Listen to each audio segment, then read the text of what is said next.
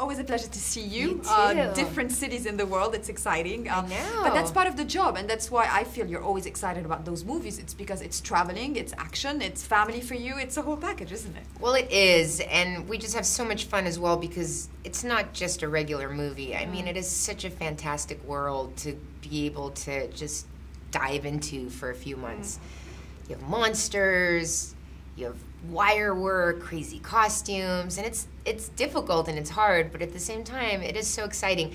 And on this film in particular, it was really fun to be able to work with Michelle again, and you know, work with Colin and Odette and Sienna, and you just see like all like family get back together in a sense. So we had a really good time.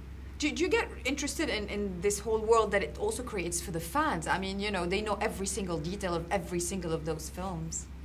Some of them do. Some of them do. You know, the thing that I think is really interesting about the Resident Evil franchise and what has become such a big franchise for us is the fact that it's sort of this symbiotic relationship between the games and the films, where when we made the first one, like, nobody knew about the games. You had to be super cool. Like, my 13-year-old brother introduced me to the games. You had to be, like, young, you know? I remember. That was you and me in Berlin 10 years ago. But, you know, it wasn't like the big video game. It was very underground and very scary, and it was super cool, and me and Michelle did it, and because we loved the game, and da-da-da-da. And actually, after that, and once people caught on, suddenly the game sales went up. So suddenly people that had never played Resident Evil were introduced to the world, and then they became addicted to the game, and then went back to see the movie. And so it's beautiful that way. I love the fact that so many people that would never have known how cool the game is now are fans of Resident Evil because of the films too. So. And in the grand scheme of films like that, when you're doing like a modeling job like L'Oréal, etc., how does it, you know, stay very interesting for you to have an eclectic career?